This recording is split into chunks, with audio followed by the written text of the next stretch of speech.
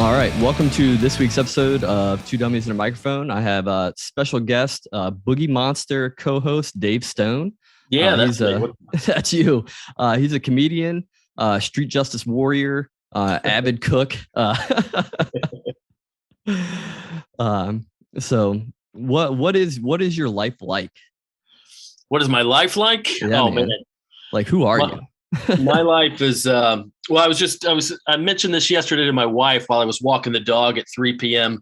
in my basketball shorts and flip-flops. I feel like married Lebowski. Like, I don't do anything. I haven't had a day job in over a decade.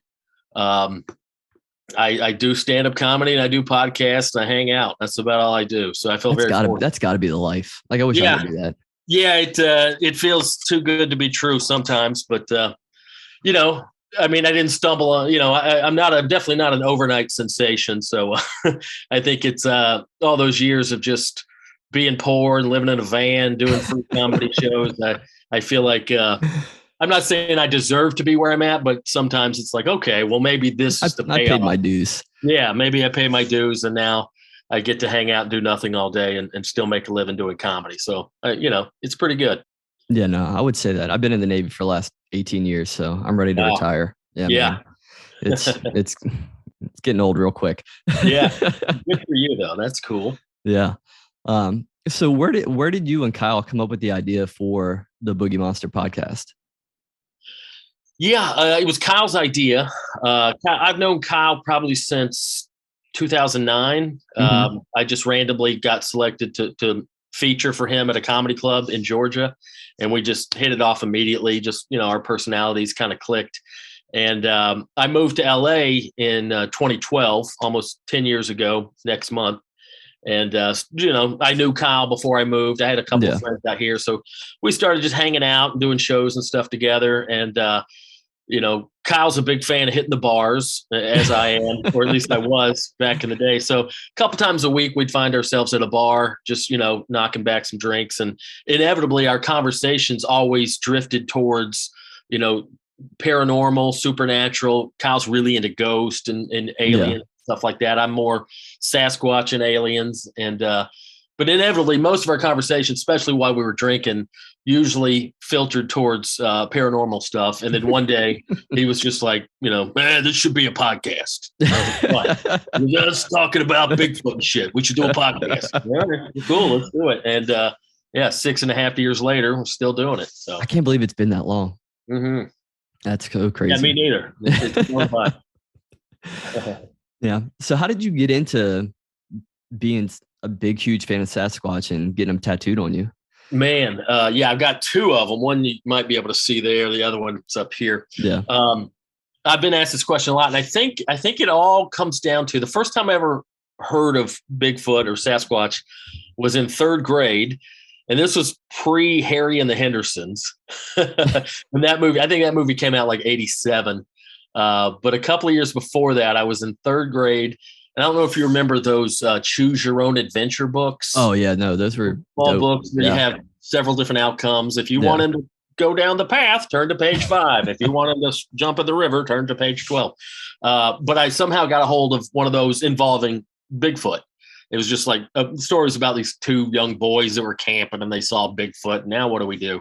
And that's the first time I ever really paid attention or absorbed the concept of a Sasquatch and just the concept of, and Sasquatch is probably number one on the list, but all this stuff kind of falls under this. But the concept of creatures, biological creatures out in the world that aren't identified or recognized by science. Yeah. It's like, oh, this isn't recognized as an actual animal or whatever. And just that concept really just stuck with me. And I think maybe because that's the first one that I was really exposed to, Sasquatch, in terms of paranormal or supernatural, cryptozoological, whatever you want to call it. But it was believable to me, even, especially at that age. But now, as a semi-intelligent adult, I still think, that's perfectly, as a married man, perfectly reasonable that there could be a mammal out there that we haven't identified yet. So. Oh yeah, I mean, they're still discovering. I just read an article the other day that they discovered like 600 fish that have clear blood in like the bottom of the Antarctic or some shit. So I mean, who the fuck knows what's out there? Yeah, and science is, they're finding new species all the time. I'm butchering this fact, but there's some fact I'm paraphrasing, but I think that they didn't think gorillas lived in Asia until like 1958 or something like that. It was like Jesus Christ. I think it was gorillas in Asia, but yeah, they were like before that. Scientists were like, no, there's no gorillas in Asia. And now that they found thousands of them, so Oh, that's so crazy. Yeah, no, because I live in Washington State, so I mean it's big up here. Yeah. Like Whereabouts? In Bremerton. So it's I think it's south of Tacoma. It's right on. It's on the other side of the water from Seattle. Yeah. Okay. Yeah. I mean, that's the hot spot up there. Oh yeah. Like when we used to go out camping, I mean, it was always, you'd always listen for something or you always wanted to see something. So it was just always fun for me. Yeah. But, yeah. No, originally I'm from Louisiana though. So that's always right on. Love Louisiana. Yeah, me too, Cajun food is my favorite cuisine. Absolutely. Yeah. That's like one of the biggest things. Like my wife is half white, half Filipino. So she doesn't really understand the love for it, but I try and get them to eat it. So yeah. Yeah. But so what are you going to do when you find Squatch? Man, hopefully I'll be able to take a clear picture. Not some I just want some real documentation. Yeah. Man, I don't know. It'd be a glorious day. I'll tell you that. Yeah. It really would. It would blow my mind. So just to have, I already believe, but just to have confirmation of like, yeah, I was right. There he is. Yeah. Have you ever had any close calls? No, I mean, I've heard weird things out in the woods. I camp a lot. I try to camp when I go on tour. When I do my shows and my tours, I always try to plan a couple of days where I can, find some time to go camping. But I mean, I've heard some weird things, but I don't think I've ever, nothing big substantial footprints that I could say. Yeah, I've never seen any tracks or anything like that, unfortunately. So, gotta keep grinding it out there. You go out in the woods long enough, hopefully something good will happen out there. I mean, if something good or something bad's gonna happen. yeah, one of the other. So how you feel about the government releasing all these alien documents that they got going on? I still don't know what to think of that. Really? Yeah, I mean, not to go down this rabbit hole, but I don't want to sound like a separatist, but I'm leery of my government. I'm leery of anything that they reveal voluntarily. Yeah. But then again, it may be a case where they're just kind of easing us into it, and slowly normalizing, UFO footage and stuff like that. Yeah. And I was talking to my buddy about this the other day, and I feel like the Hollywood and the cinematic communities kind of grooming us to not be as disturbed if it actually does happen, just because of all the movies that have actually come out. But there's so much space out there. Yeah. Like there's got to be something out there. Yeah. That, and I think the average person is getting, I don't want to say smarter, but, people are just more tuned into this kind of stuff now. And now everybody has a camera, and I think there's going to be more footage. And I just think that's a secret that if we go off the notion that aliens do exist and the government knows about it, I just think that's a situation where eventually they can't keep that secret for too much longer. Yeah. But my biggest thing is like, what do we have to offer them? Like if they're flying through space, like what are they coming here for?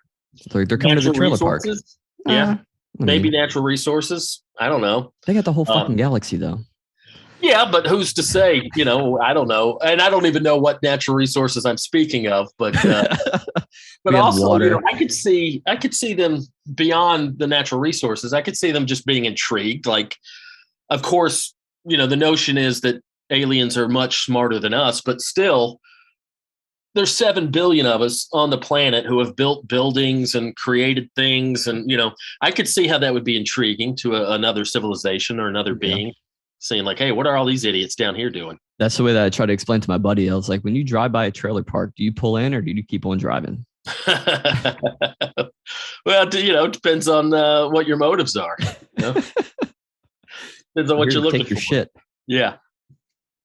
But no, I definitely think we could be attractive to, another civilization out there in terms of like just what are these people doing? B, can we take anything from them? Can we learn from them? Yeah. So, I mean, I don't think so. Me personally, just because like we got a hard time keeping people in space. Mm-hmm. That like I think what was that new telescope that they just sent out to the world or to the space? It can see like a million light years into the past or something like that, but they're just looking at stars. And I was like, who knows what that's going to bring? But I mean, we're finally just now coming around with that type of technology. So yeah, I heard this analogy. This isn't an original thought. I don't know where I heard this recently, some podcast, but the same question, like, why would aliens be interested in us? Well, look at science on Earth in terms of why would scientists be? There are people who devote their whole lives to the dung beetle or to ants or to, different, amebas, whatever. Like, to the naked eye, to you and I, that might seem boring, but there's always somebody out there that's intrigued. That's true. Could learn from that and pull something from that. And, just maybe that on a grander scale. Like, I definitely think we're a little more interesting than dung beetles. So it doesn't surprise me that somebody might want to observe us and study us and, figure out what we're doing down here. Oh, for sure. No, I never really thought of it that way. Like I never put those two together to figure out like somebody probably would find us fascinating as a species and all the differences that we have between countries and continents and all that stuff. Yeah. Not even on a biological level, but like on a neurological level. Like look how these people think and behave, and look at all the horrible things humanity has done, or the good things, or whatever. So I could see an alien civilization wanting to pick our brains. Yeah. Hopefully not literally. Yeah, for sure. But so how much of your experiences like with Sasquatch and aliens and the paranormal make it into your act? Not enough. I thought about that recently. Like I was thinking I need to write more material about that. I've got some Bigfoot stuff that I did a few years ago, but no, I don't even think I have many alien bits or anything like that. But and I don't have an answer as to why, because it makes sense that that's one of my biggest interests is that whole field that I would. In comedy, they teach you to write about what you know. Maybe that's it. Maybe I don't know shit. I'm just interested and curious, but I don't know anything about it. But not as much as you'd think. Yeah. So. Now switching gears and talking about comedy, like what made you step off into the deep end and actually start doing open mics and going down the path of being a comedian? Well, it was something I'd always wanted to do. Even as a teenager, I thought like, oh, that seems interesting. And then when I was about 21, I was living in Athens, Georgia. I was working at a radio station, and I got really interested in it. And I thought like, all right, I'm going to make this work and give it a go. And about 2 or 3 times I would go down to the local open mic and I would sign my name on the sign-up sheet.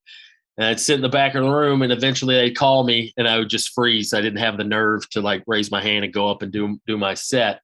And just didn't have the nerve. A lot of people, when they start off, the biggest fear, public speaking, all that stuff. And I went 2 or 3 times and just chickened out, and then just put it out of my mind for about 9 years. And long story short, if you listen to the Boogie Monster, you might have heard the episode about I used to be a police officer. Yeah, you had a multitude of jobs. Yeah, I've done all kind of stuff. I was a cop for about 5 years. Had a couple of near-death experiences.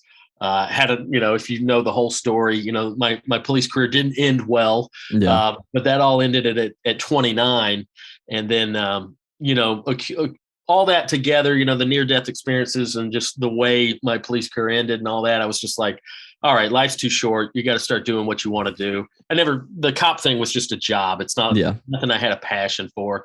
But I was like, I'm almost 30. I'm not doing what I want to do in my life.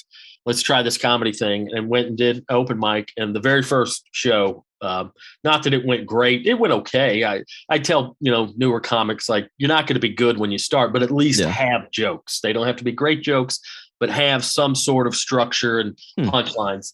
And that's what I had. They weren't great jokes, but I had jokes and I got some laughs, and just immediately I got the bug. I was like, oh, I'm going to do this for a long time, whether I make money at it or not. Yeah. And I just totally threw myself into it at 29. Started off in Atlanta and spent the first 5 years there.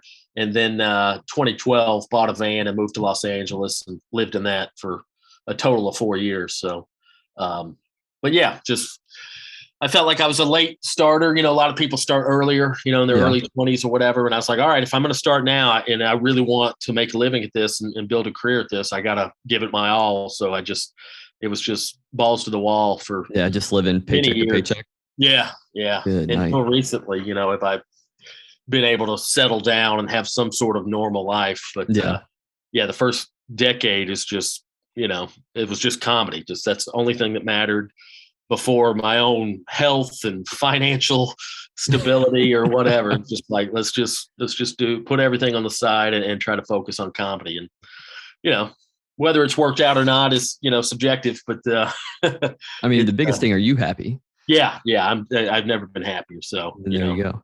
Yeah. How big has COVID like played into like the material that you're able to get through life?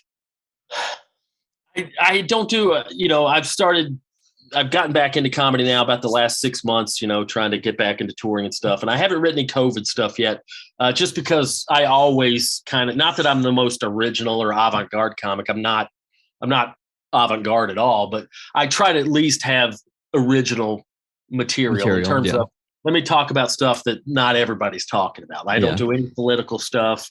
I don't do any racial stuff. I don't do it. You know, I do very little. Just now, you know, I've been married just a few months, but just now starting to do stuff about my wife, you know, and before my girlfriend. But like for the first 10 years, there was no relationship material, no political, no sexual stuff. So just because I felt like it's just been done to death. And that's kind of how I feel about COVID. Like, I haven't bothered to write anything. Just, you know, everybody, and I get it. Like, it's something universal that everybody in the world's experienced the last couple of years, but still it just seems like that topic's been saturated, and until I can find a really unique take on it, I kind of avoid those broad topics. Yeah.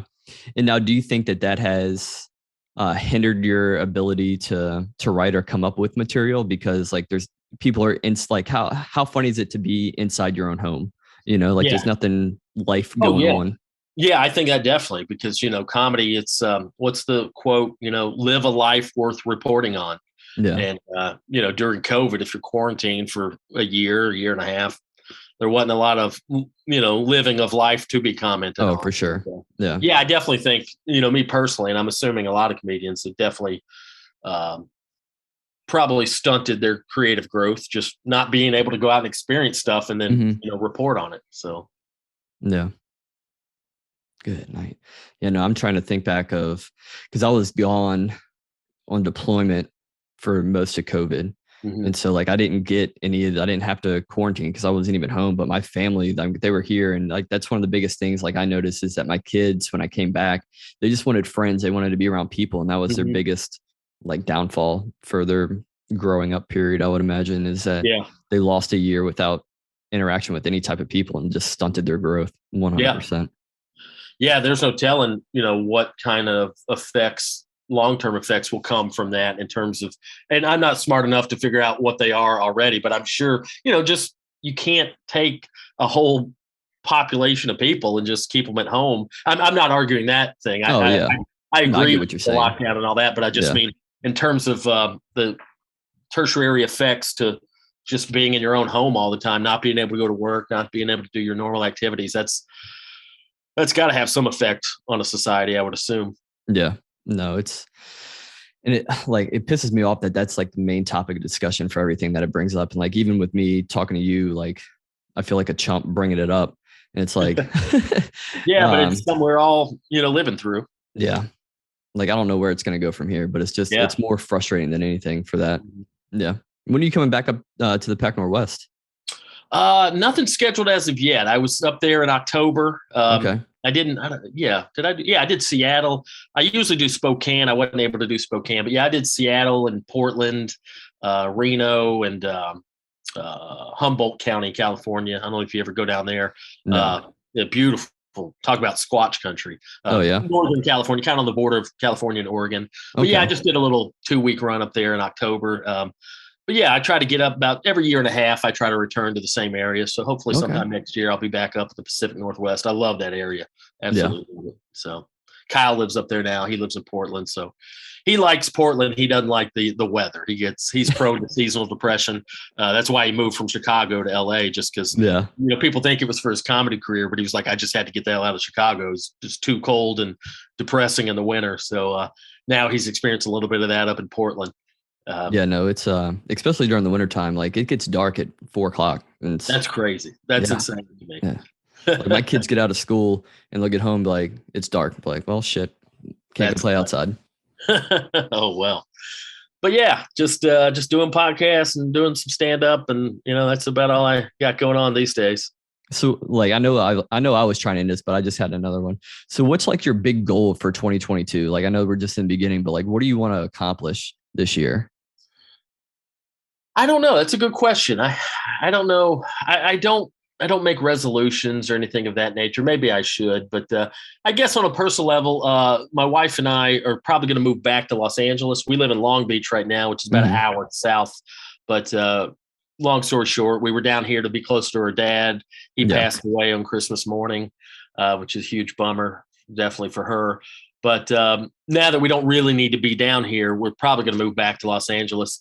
And I spent about 8 years in LA, and not to bore you with all the details of the LA comedy scene, but I was more on what we call like the East Side scene or the alt scene, where I was just doing like bar shows and stuff. I never had the patience to get in with the clubs because they want you hanging out every night, whether you're doing spots there or not. And I just never had the patience to hang out at a place if I wasn't going up.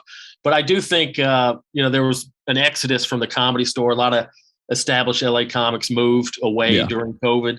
So now I feel like maybe it's a good time for me to try to get into the Comedy Store. I think that might be the goal for this year, is to move back to LA and just really focus on trying to get in at one or two specific clubs where I can just get, if I ever got established or became a regular, where I could just have more regular stage time at an actual club, as opposed to just, nothing wrong with the bar shows and the coffee shop shows, but they're so sporadic. I do like the idea of just having a hub or a home base where I can just go and, try to get up, multiple times a week. So probably that might be the goal for this year, is try to get in at the Comedy Store, see what happens. Okay. No, that'd be good for you. I think that from the stuff that I've listened to and just listening to you talk, I mean, you got something that's there and have that spark and charisma. So, I mean, it's definitely something with a lot of people leaving that you would definitely be a shoo-in for that. So, yeah. And it's like, a lot of LA comics, and myself included, it's very, that city is just all based on, resume. What are you doing? What have you done? What's next? Blah, blah, blah.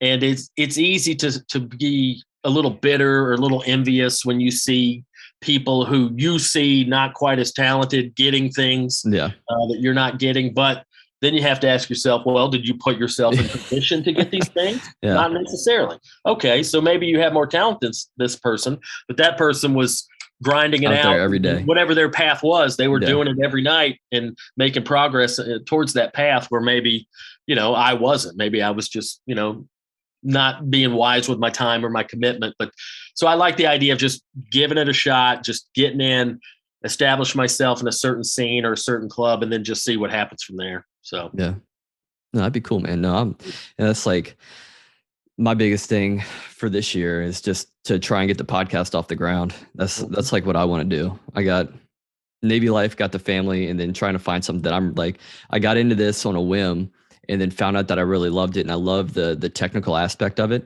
and just trying to make it better is what I want to do. Like, okay, well, good. Yeah.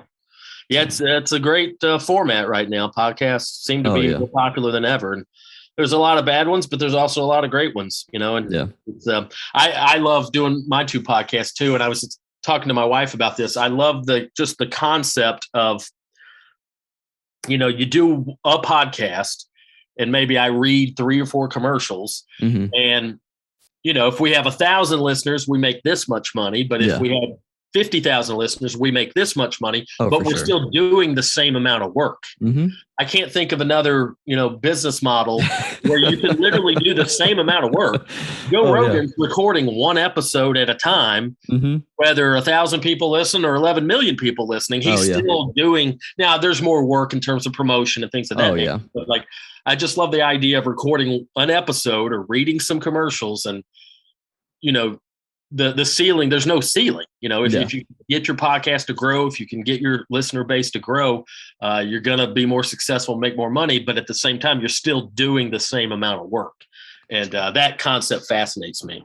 I can't think of another business that operates that way. So no, I don't know of any. Ceiling, Now, what is the dynamic between, like for the Stonebergs, between you and your wife when you're at home? Like, I know, because I used to work with my co-host, and we would start getting into conversations, and he would be like, "Oh, let's not talk about this because then we're going to ruin the conversation." Like, does that happen with you and Katie? No, we try not to do that. When we first started, we dealt with that. Kyle and I deal with that some. Save it for the podcast. Yeah. But no, I think when you're living with somebody, especially your spouse, if you try to enforce that rule, I think I could see it having negative repercussions on your actual relationship. Oh, yeah. What we do is like, hey, tell me what you're about to tell me, but let's remember to write that down and talk about it again when we record next. So, we try not to save it for the podcast too much, just because, we still got to live our own lives. Still got to communicate. Exactly. Yeah. Yep. And being a newlywed, I'm starting to learn the importance of all those details in terms of, communicating and all that stuff. So I don't want the podcast to hamper any of that. So for sure. Yeah, we both are just so silly and talkative, and, that we can't put a muzzle on us. She's just like me in terms of her approach to things and what she finds funny. So I think it would be in vain to try to muzzle either one of us. So we don't do that, but we do try to remind each other, hey, tell me that story again when we record next. So that's good. Yeah. All right. But go ahead and plug whatever you want to. And then I'll let you go to carry on about your day. Sure. No problem, man. Thanks for having me on. I have two podcasts, The Boogie Monster with me and Kyle Kinane. We try to put out episodes every Tuesday. And then I have another one with my wife, Katie Strandberg, called The Stonebergs. We try to put out episodes every Wednesday. So, those are my two regular things. And then tour dates are just kind of sporadic here and there. I'm working on some April dates in the Midwest, Chicago, Milwaukee. All that can be found at dumbdavestone.com. So, all right. Well, it's getting close to 2:00, so I'm going to let you go. I got to go run some errands. So sorry, all right, man. I appreciate you coming on here. I really big fan. Thanks. I appreciate what you're doing. I appreciate you taking time out of your day. And have a good week, man. Right on. You too. Thanks for having me on. All right. No problem. Thank you again. Take care, bud. Bye-bye.